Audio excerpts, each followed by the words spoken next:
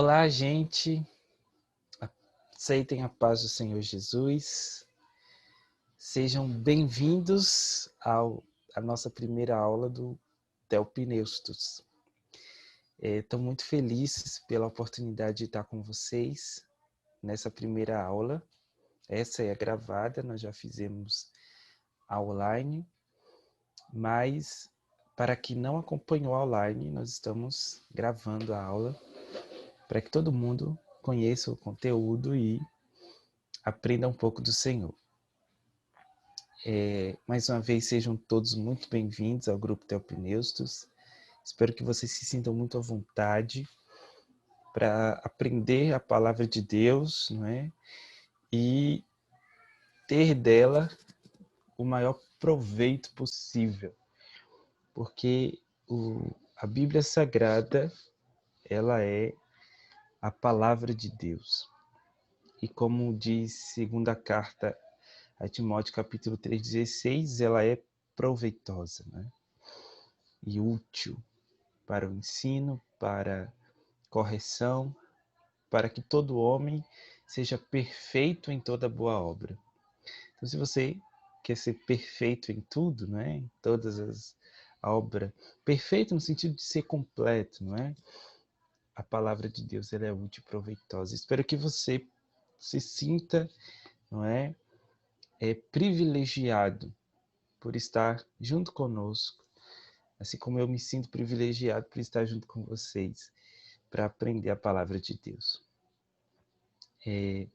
Nosso propósito é estudar interpretação bíblica. Mas antes nós precisamos ver algumas coisas introdutórias, não é? Nós precisamos saber o que é a Bíblia. Porque se a gente quer interpretá-la corretamente, a gente precisa saber o que ela é corretamente, não é? Então, essas 4 primeiras aulas são aulas introdutórias. Nós vamos aprender um pouco do que a Bíblia é, como hoje. Depois nós vamos aprender, né, algumas coisas mais aprofundadas sobre ela. Então nós vamos entrar, né, propriamente dito, na interpretação. Então hoje o nosso assunto é sobre o caráter da Bíblia. Deixa eu compartilhar com vocês. Pronto. Hoje nós estaremos, não é, estudando o caráter da Bíblia. Quando a gente fala sobre o caráter de alguma pessoa, por exemplo, a gente está se referindo à essência dessa pessoa. Então, hoje nós vamos falar sobre a essência da Bíblia, não é? O que ela é em si. O que é a Bíblia? Eu trouxe aqui um texto sobre a Bíblia, não é? Um trecho de um livro chamado Introdução Bíblica, do Norman Geisler, e esse trecho está na página 5 do livro. Inclusive é o livro que eu tenho aqui, e é um livro muito bom, se vocês quiserem adquirir. Introdução Bíblica, como a Bíblia chegou até nós. E nesse trecho, Norman, ele diz assim: a Bíblia é um livro singular. Trata-se de um dos livros mais antigos do mundo e, no entanto, ainda é o best-seller mundial por excelência. É produto do mundo antigo oriental, moldou, porém, o mundo ocidental moderno. Tiranos houve que já queimaram a Bíblia, e os crentes a reverenciam. É o livro mais traduzido, mais citado, mais publicado e que mais influência tem exercido em toda a história da humanidade. O que é esse livro, não é? O que é a Bíblia? Esse livro que é especial. Embora tecnicamente ele seja igual a todos os outros, porque ele tem capítulos, não é? Tem páginas, tem autores. Aliás, ele é uma enciclopédia, não é? Porque é uma coleção de livros dentro de um livro só. Tem dados históricos, dados científicos. É um livro que tem gêneros literários diversos, não é? Poesia, prosa, parábolas, histórias, narrativas. e etc. Porém, no sentido mais estrito, é um livro especial, porque ele, além de ele ser um livro rico, não é, de conteúdo, é um livro transformador. Ao ler a Bíblia, você não tem outra escolha a não ser tomar uma decisão, ou rejeitá-la ou aceitá-la, porque a Bíblia lhe dá, não é, essa obrigação. Ela é como uma espada que é colocada na sua garganta, não é? Se você colocar, por exemplo, um romance do William Shakespeare na mão de um ladrão criminoso que está lá na prisão, o mínimo que vai acontecer com ele é ele chorar, se emocionar ou pensar, não é, como ele vai tratar a namorada dele a partir dali. Mas se você entregar a Bíblia a um rapaz desse, a um criminoso, o que vai acontecer é que a vida dele vai mudar, né? Ele vai tomar uma decisão a partir daquilo que ele leu, ou de rejeitar ou de aceitar, porque ninguém fica neutro a partir do momento que se conecta com esse livro, não é? Abre esse livro. Então, o que livro é esse? Não é? Que, embora fosse um produto do mundo oriental antigo, a Bíblia foi escrita na região da Palestina, né? Em Israel, o Antigo Testamento produzido ali, né, pelos hebreus antes de Cristo, e o Novo Testamento pelos cristãos ali também naquela região, né, Palestina, Europa, depois de Cristo no primeiro século. Porém, até hoje muda vidas, transforma vidas e molda, não é, as vidas desse século. Tiranos houve que já queimaram a Bíblia foi muito perseguida, porém até hoje ela é reverenciada, ela venceu. Ela é um best-seller mundial, ou seja, é o livro mais vendido do mundo.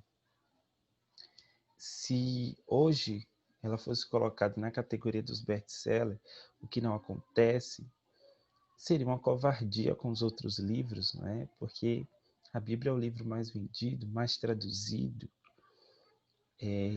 A Bíblia está em quase todas as línguas e dialetos do mundo. O idioma original da Bíblia é o hebraico, aramaico e grego. Mas hoje você tem, por exemplo, Bíblias em português, né? Em outras e outras línguas. Então, o que é esse livro, não é? E é sobre isso que nós vamos aprender aqui nessa aula de hoje. Bom, de onde veio a palavra Bíblia, o vocábulo Bíblia? Por que nós chamamos a Bíblia de Bíblia, né? A partir do século II depois de Cristo que os cristãos já usavam essa palavra para se referir aos seus escritos. A partir do século II depois de Cristo. Então, que começa, né, a se falar sobre a Bíblia. Mas essa palavra Bíblia, ela veio do grego, né, Biblia, que significa livros. Veja a diferença.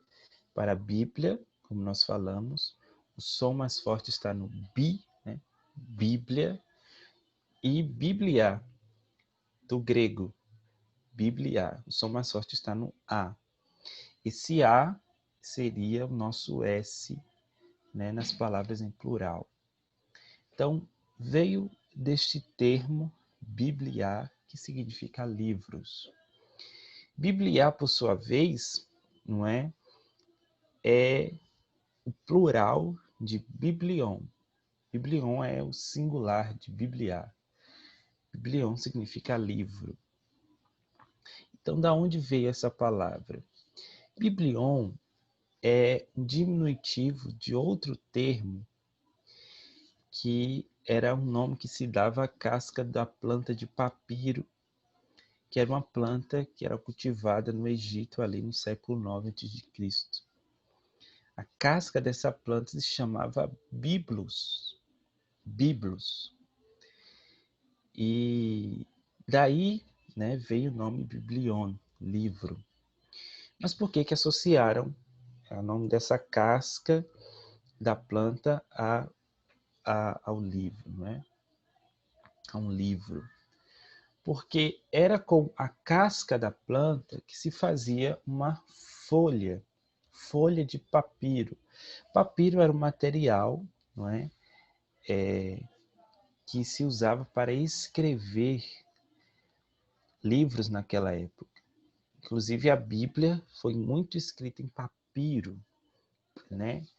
Até o século IV e até os séculos posteriores à invenção da folha de papel como nós conhecemos. Mas, por muito tempo, a Bíblia foi escrita em papiro e outros livros também. Então, nós temos aí, por exemplo, no slide, a planta papiro e uma folha de papiro escrita, não é, datada aí do século III, contendo um trecho de 2 Coríntios. Você pegava a casca dessa planta, né, de papiro, você cortava em tiras, e essas tiras eram estendidas, né, e de certa forma polidas, macetadas, até que elas se tornassem essa folha aí, chamada papiro. E o nome da casca, do material que se fazia essa folha, era biblos. Então daí veio a palavra biblion, e é dessa palavra que se deriva o termo Bíblia. Portanto, está aí, não é, a origem do nome Bíblia. A Bíblia, ela foi separada, não é, em 2 testamentos. Se nós lermos as Escrituras, nós vamos ver que a Bíblia compõe-se de 2 partes principais, né? O Antigo Testamento e o Novo Testamento. Como eu disse, o Antigo Testamento foi escrito e preservado pela comunidade judaica, e o Novo Testamento foi composto pelos discípulos e apóstolos de Jesus ao longo do século I. Mas o que significa a palavra testamento? Testamento não é como hoje nós pensamos, não é? Apesar que alguém usa, né, essa palavra para falar de algo do tipo assim, como Jesus morreu, então ele deixou um testamento. Mas não é nesse sentido que a palavra testamento, né, significa para o texto bíblico, para os testamentos da Bíblia. O que acontece é que, ao mesmo tempo que Jesus morreu, ele ressuscitou, né? Ele ainda continua vivo. Então, nesse sentido, não é um testamento, né? Mas o que significa a palavra testamento? A palavra testamento seria mais bem traduzida por aliança, né? É a tradução de palavras hebraicas e gregas, e também no latim, né? Testamentum, como vocês estão vendo aí, e no grego diatheke. Então ela é bem mais traduzida como aliança, pacto, acordo celebrado entre 2 partes, né? Portanto, no caso da Bíblia, temos o contrato antigo, né? O testamento antigo, e o contrato novo, o testamento novo, celebrado entre Deus e o seu povo. O antigo celebrado entre Deus e os judeus, e o novo celebrado entre Deus, né, e a igreja de Deus. Jeremias 31:31 é uma profecia onde Deus promete fazer esse contrato novo, não é? E se você puder acompanhar, Jeremias capítulo 31, versículo 31.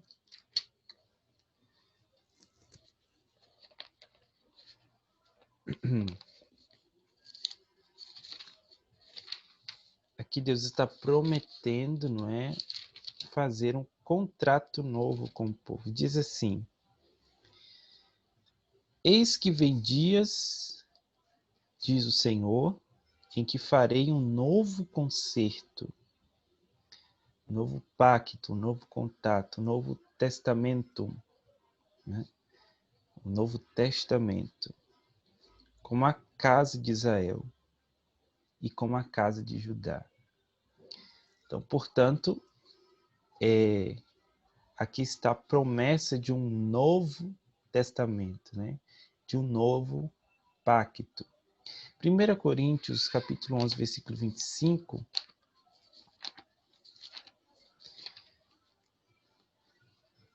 fala sobre a ceia do Senhor. Jesus estava aqui ceando, não é? E Paulo está citando. E aí, Paulo diz, semelhantemente também, depois de ceiar, tomou o cálice, dizendo: este cálice é o novo testamento no meu sangue. Fazer isso todas as vezes que beberdes em memória de mim. Portanto, há um novo testamento prometido por Deus, não é? E se nós lermos aqui ainda em Jeremias, é um novo renovado, não é um testamento que parte do nada, mas é um testamento que já estava previsto, não é? No Antigo Testamento, e então ele só vai renovar esse pacto agora com a igreja, o que anteriormente era somente com o povo de Israel, com os judeus.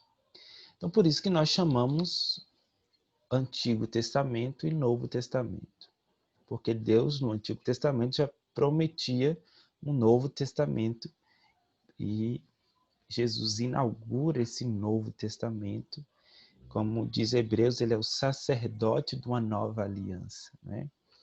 Portanto, se nós temos uma nova, nós substituímos, não no sentido de substituir anulando uma e colocando a outra, mas no sentido de agora está vigente o novo pacto e não o antigo pacto. Então, por isso que nós chamamos o outro de antigo, né? E este aqui, o de Novo Testamento. Estudiosos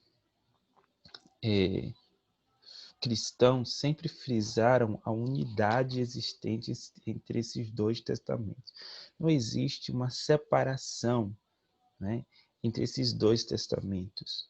Não existe uma incongruência. Os dois se completam, não é?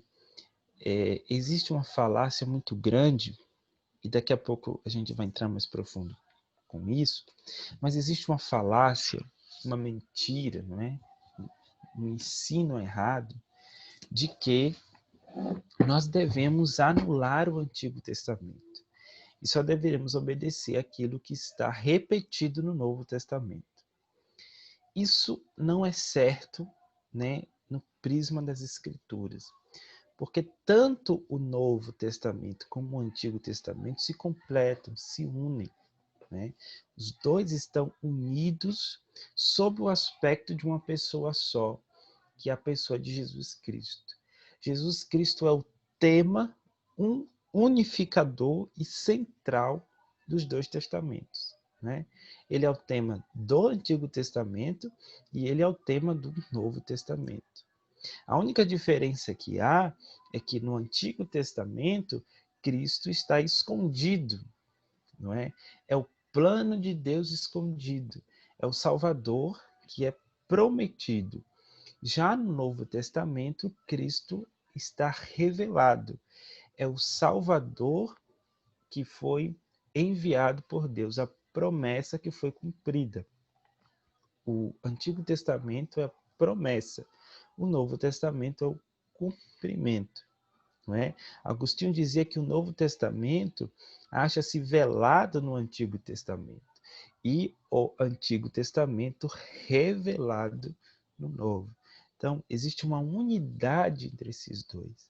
Nós vamos ver isso mais a fundo daqui a pouquinho. Então, por hora é necessário entender que existe essa união.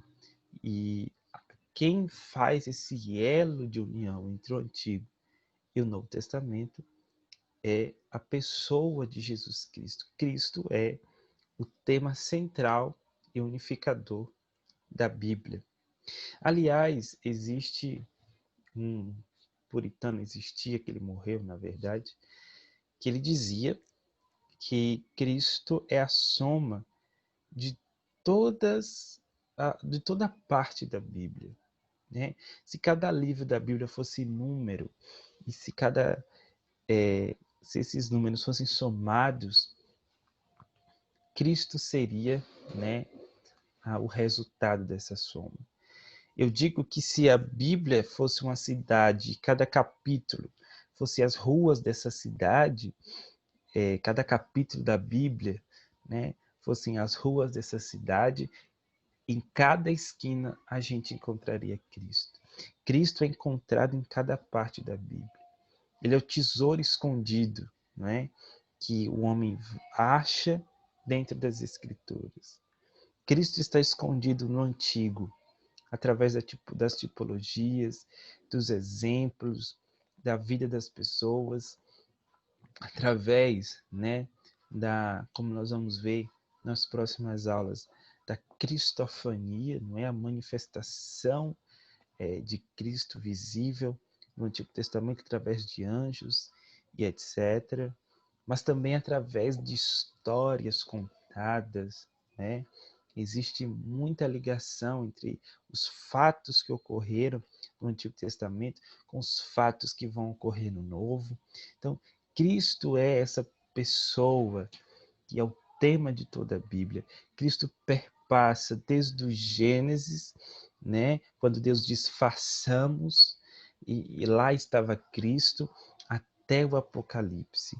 Cristo é o tema de toda a Escritura, né? Ele é o tema central e unificador da Bíblia.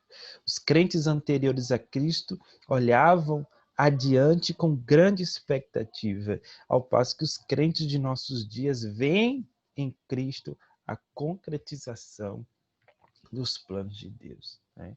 Então, o tema dos testamentos, o tema das alianças, a pessoa sobre a qual Deus fez, através da qual Deus fez aliança com seu povo, é Jesus Cristo, nosso Senhor, né? E bendito seja o nome do Senhor, nosso Deus. Então, eis aí, né, o Antigo Testamento. Mas ainda vamos ver alguma coisa sobre o Antigo Testamento. Vamos ver, por exemplo, a divisão da Bíblia, as seções da Bíblia. A Bíblia divide-se, não é, em 8 seções. 4 no Antigo Testamento e 4 no Novo Testamento.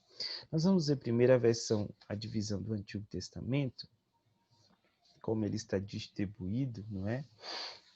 A divisão do Antigo Testamento está aí, como eu falei, 4 seções, não é? Começando primeiro com a lei, Pentateuco, os 5 livros da lei, Gênesis, Êxodo, Levítico, Número, Deuteronômio. Pentateuco porque são 5, né? Penta, 5, teuco, livros. Então, 5 livros da lei, seguidos depois dos 12 livros históricos de Josué e Esté, depois vindo outros 5 livros, que são os livros poéticos, não é a parte poética da Bíblia, e depois os profetas, subdividido em maiores e menores. Maiores e menores não no sentido de um ser menos importante do que o outro, ou mais importante do que o outro, mas no sentido de ser maior e menor em capítulos. Por exemplo, se você pega Isaías tem 66 capítulos, não é? E Obadias, por exemplo, ele tem aí seus 21 versículos, se eu não me engano. Então, por isso, essa subdivisão de profetas maiores e profetas menores. Como vocês já devem estar vendo aí, a divisão, né, ela digamos assim, ela se baseia, não é, no gênero literário desses livros. Por exemplo, lei, né, traz Êxodo, Levítico, Números, que são leis. Poesia traz Jó, Salmos, Provérbios, porque são livros escritos em poesia. História traz Josué a Esté, porque são livros escritos de forma narrada, não é? E isso é importante porque nós vamos ver que há uma diferença entre o primeiro, entre um livro histórico para um livro poético, né? Existe uma diferença de leitura e existe uma diferença também de interpretação. Você não vai ler Provérbios da mesma forma que você lê Juízes, por exemplo. Você não vai ler Salmos da mesma forma que você lê Primeiras Crônicas. Então, cada gênero da Bíblia tem uma forma de abordagem, aprendizagem.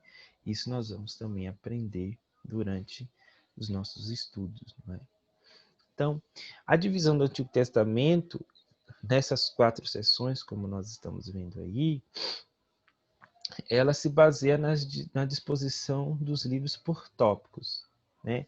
Desde a origem do mundo até a volta, desde a origem ali do homem, a origem do povo hebreu, até a volta deles, né, ao cativeiro.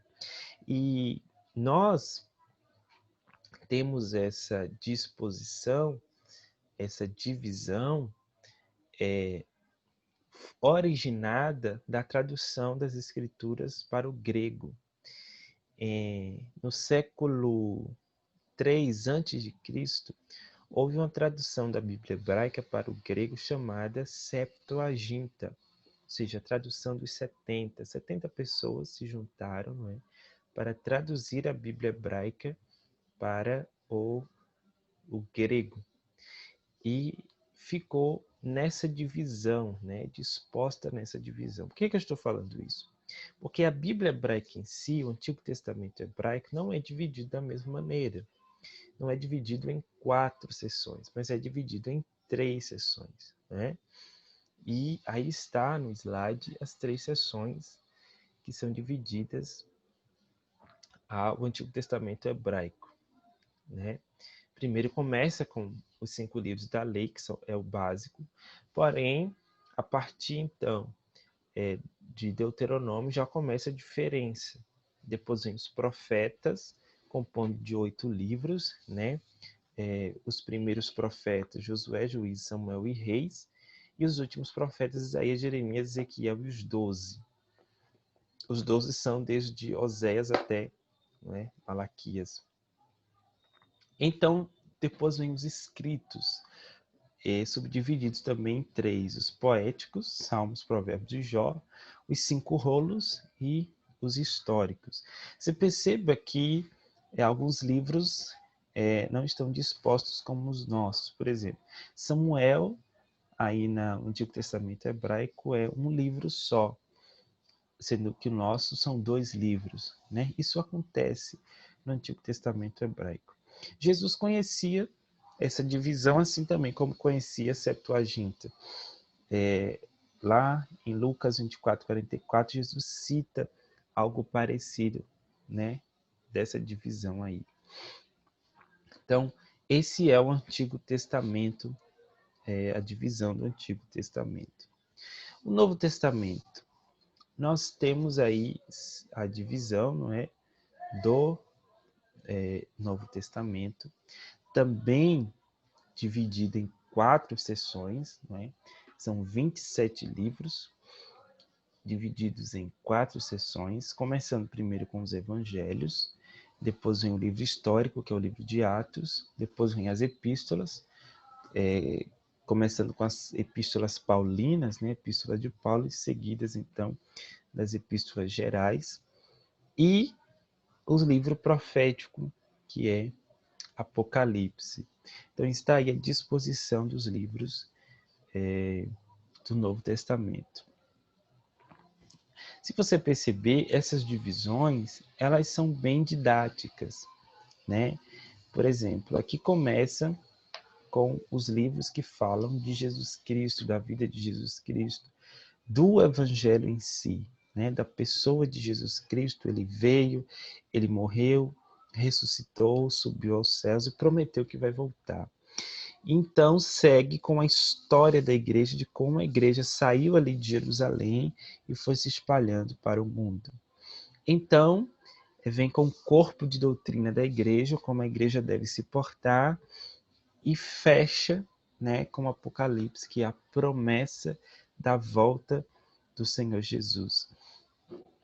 Então, se você vê, a Bíblia está disposta aí de uma forma bem didática, né, bem conhecida por nós como uma forma didática, desde o início até o seu final.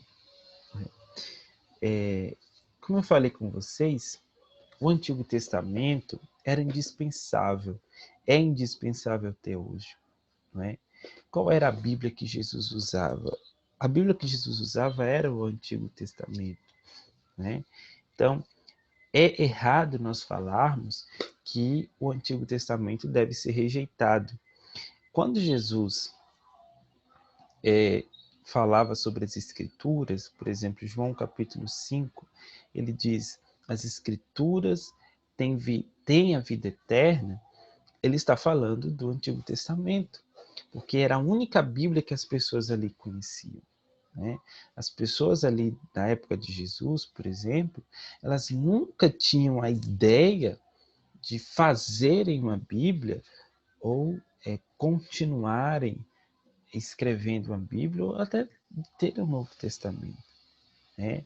O primeiro livro, por exemplo, do Antigo Testamento, do Novo Testamento, foi escrito 50 anos depois de Cristo, e foi o Evangelho de Marcos, né? 50 anos depois de Cristo. Portanto, 50 anos depois que Jesus subiu aos céus, que o livro de Marcos, o Evangelho de Marcos, foi começar a ser escrito.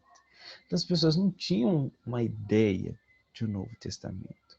A ideia estava em Deus, a ideia estava no Espírito Santo, ainda no coração de Deus, mas não estava ainda na mente das pessoas, né? Então, quando Jesus falava sobre as Escrituras naquela época, ele estava querendo citar o Antigo Testamento.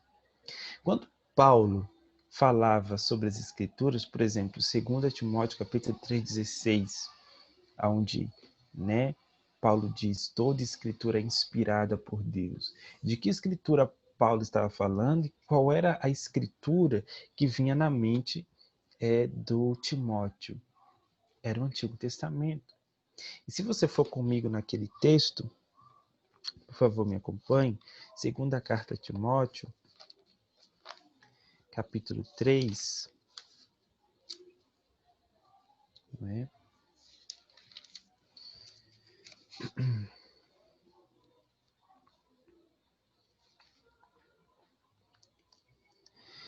A partir do versículo 14 e 15, olha o que Paulo diz para Timóteo, né?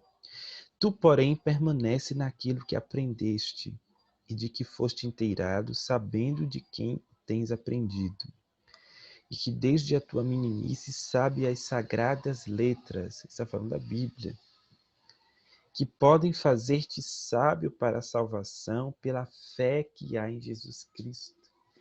Então, Paulo está dizendo que as sagradas letras podiam fazer Timóteo sábio, não é? Para a salvação pela fé que é em Jesus. Então, pela fé que é em Jesus, as Escrituras podem me tornar sábio para ser salvo. Então, de que Escritura Paulo estava falando aqui? Do Antigo Testamento. Mas veja, Paulo está dizendo, pela fé em Jesus, as Escrituras lhe fazem sábio para a salvação. Então, o que Paulo está querendo dizer aqui, colocar aqui? É indispensável você você ter o Antigo Testamento e saber o Antigo Testamento. Porém, você deve lê-lo à luz da pessoa de Jesus Cristo. E aonde ensina a pessoa de Jesus Cristo, o Novo Testamento. Portanto, ao você ler o Antigo Testamento, você deve lê-lo à luz do Novo Testamento, não é? E você não vai conseguir entender a amplitude do que é o Novo Testamento se você não lê o Antigo Testamento. Da mesma forma, você não vai conseguir entender, né, a profundidade do Antigo Testamento se você não entender o Novo Testamento. Então, o que era indispensável para o Redentor sempre deve ser indispensável para os redimidos. Essa era a Bíblia de Jesus, essa era a Bíblia que Jesus usava, e essa é a Bíblia também que devemos usar. Ok? Então, esse foi um exemplo, não é? Do que a Bíblia, uma gama, né, de informações, mais geral, né, sobre o assunto das Escrituras. Mas ainda tenho algo aqui para você, para nós terminarmos essa aula. O que é a Bíblia para você? Não é? Jesus uma vez estava em Cesareia de Filipe, e ele estava com os discípulos e perguntou assim aos discípulos: o que as pessoas dizem que eu sou? E os discípulos responderam, todo mundo tinha uma resposta, né? Porque todo mundo sabia que as pessoas diziam quem era Jesus. O Senhor, dizem que o Senhor é um profeta, dizem que o Senhor é Elias, dizem que o Senhor é João Batista, dizem que o Senhor é algum dos profetas do Antigo Testamento. Aí Jesus perguntou assim, vocês, quem vocês dizem que eu sou? Né? E aí só um respondeu, que foi o Pedro. Pedro disse, tu para mim és o Cristo, Filho do Deus vivo. Então, eu queria saber de você, né? Você vai mandar para mim depois. O que é a Bíblia para você? Nós ouvimos aqui sobre o que os mestres nos ensinam sobre a Bíblia, mas para você, o que é a Bíblia para você?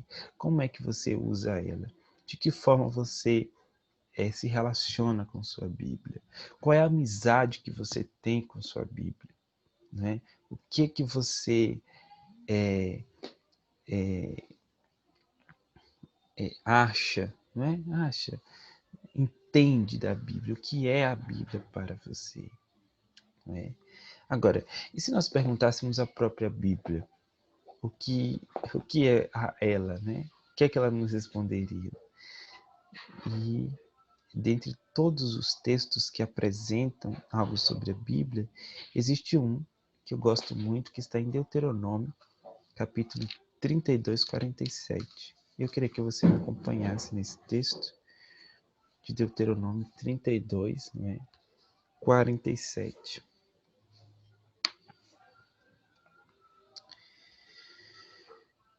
Estou lendo aqui na tradução Nova Versão Internacional, a NVI, e aqui diz assim, essas palavras não são palavras inúteis, não são vãs, não é para vós coisa vã. Antes, porém, é a vossa vida, e que são a sua vida. Então, Moisés aqui está falando sobre as palavras da lei de Deus. Tudo que Deus ensinou. E Moisés está dizendo para o povo, olha, escutem essas palavras, porque essas palavras para vós não é coisa vã. Né? Ela não é qualquer coisa. Aplicando esse texto a toda a Bíblia, porque esse texto, de certa forma, está falando de todas as palavras de Deus, então dizemos que a Bíblia não é uma coisa vã. Não é um livro qualquer. Não é um livro que você deve colocar na sua estante e só usar quando você vai à igreja. Não é um livro que você deve colocar na sua escrivania e só usar quando você for, né, participar da aula do Theopneustos. Não é um livro que você deve colocar, abri-lo no Salmo 91 e deixá-lo lá, não é no seu rack, empoeirando, porque ele vai te livrar da zica, né, do mal olhado. Não, a Bíblia não é vã, ela é a vossa vida. Se eu te perguntasse a você o que é essencial para a vida, talvez eu teria duas respostas. Primeira resposta, a água. A água é essencial para viver. Eu diria sim, é verdade. A água é essencial para a vida. Porém, o que acontece é que nós só temos 75% de água, que você consegue viver alguns dias aí sem água, né? Então eu diria para você, não só a água é essencial para a vida. A segunda resposta talvez seria o ar, o oxigênio. O oxigênio é essencial para a vida. Eu diria, ok, é só você parar de respirar por alguns minutos que você já fecha o olho, você capota, né? Você morre. Porque se você ficar sem ar, você perde toda a sua consciência e todo o seu oxigênio, etc. Então, sim, o oxigênio é essencial para a vida. Mas eu ainda lhe diria que não é só o oxigênio que é essencial para a vida. Porque quando você morrer aqui, você vai saber que você não morreu de verdade, não é? Depois da morte, existe o outro lado da vida, que é a vida eterna. E aí, meus queridos amigos, tudo vai depender do relacionamento que você teve com este livro. Tudo vai depender, né, na eternidade, do relacionamento que você teve com a Bíblia. Naquela parábola em que Jesus conta sobre o rico e o Lázaro está lá no abismo, né, no inferno, clamando: Pai Abraão, me deixe voltar, por favor. Eu preciso avisar os meus parentes o que acontece aqui do outro lado. E Abraão disse assim: não, eles já têm a lei e os profetas. Eles já têm as palavras de Deus, eles já têm a Bíblia.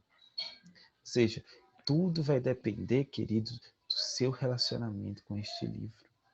E aqui vai a minha pergunta para você, não é? Como é que você tem se relacionado com a Bíblia? De que forma você tem se relacionado com a palavra de Deus? Existe um ex-presidente dos Estados Unidos, o Abraham Lincoln. Eu tenho o costume de dizer existe, né? Mas na verdade ele existia, ele morreu. Abraham Lincoln foi um famoso presidente dos Estados Unidos. Ele disse uma frase impactante. Ele falou: estou ultimamente ocupado em ler a Bíblia. Tirai o que puderdes deste livro pelo raciocínio e o resto pela fé, e vivereis e morrereis um homem melhor. Veja que texto lindo, que frase interessante. Estou ultimamente ocupado em ler a Bíblia. Quem está falando isso quem falou isso foi um famoso presidente de uma grande potência mundial. Naquela época, os Estados Unidos estava efervescendo, não é? Era uma nação jovem, poderosa, Nova Inglaterra que nascia, e ele disse que ele se ocupava em ler a Bíblia. Qual é a sua ocupação?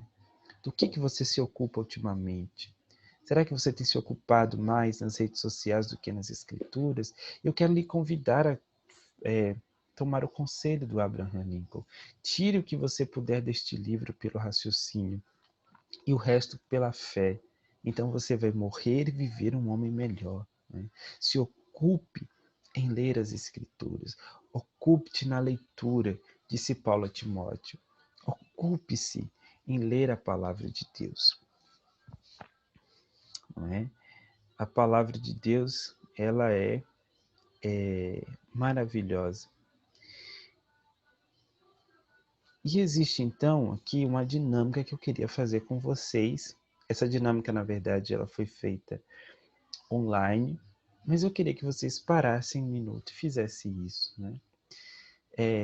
No segundo livro dos Reis, capítulo 22, versículo 8, nos conta uma história interessante. Só vou ler um trecho dessa história. Livro de 2 dos Reis, capítulo 22, a partir do versículo 8 ao 13.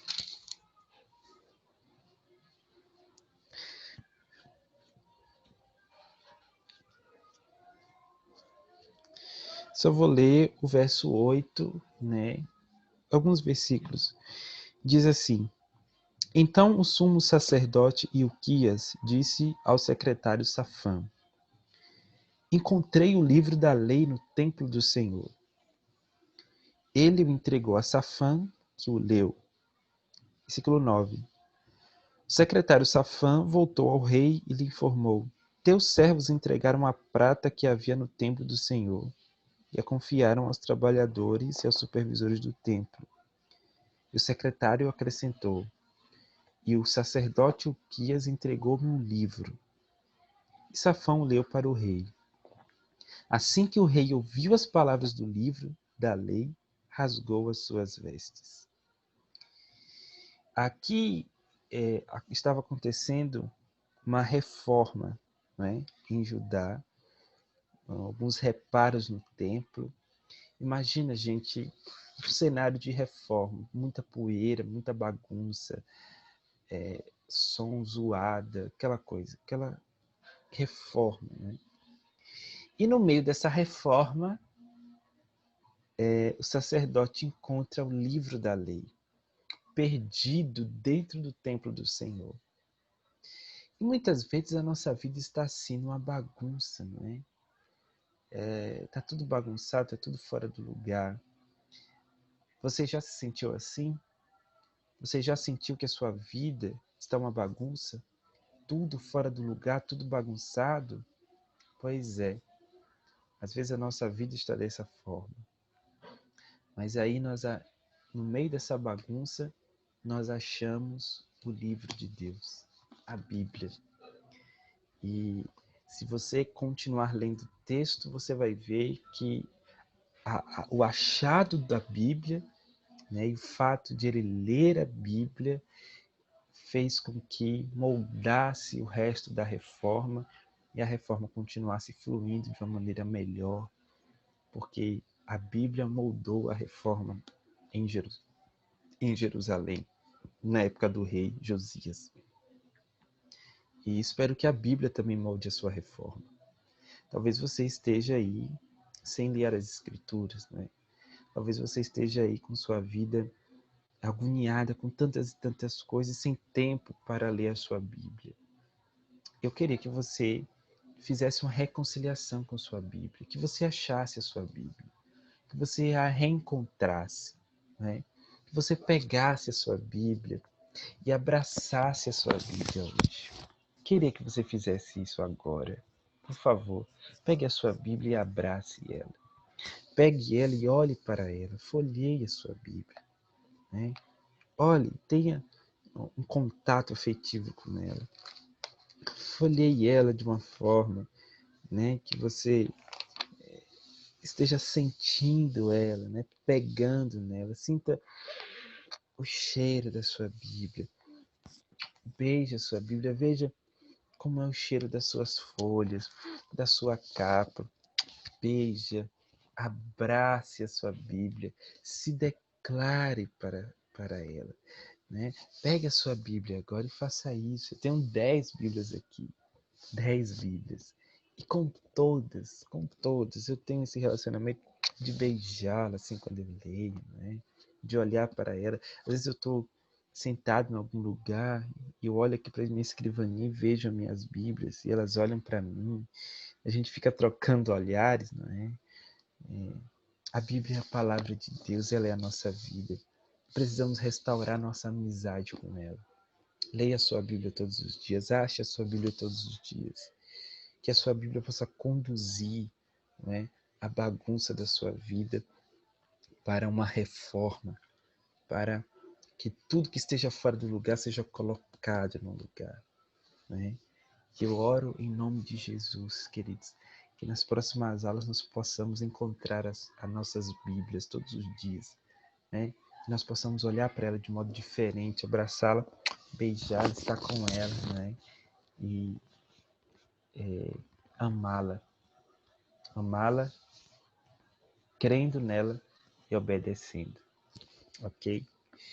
Queridos, essa foi a nossa aula de hoje. Espero que você tenha aprendido um pouco da nossa aula e comentem do que vocês acharam dessa aula, tá bom? Até a próxima, se Deus assim nos permitir. Deus abençoe.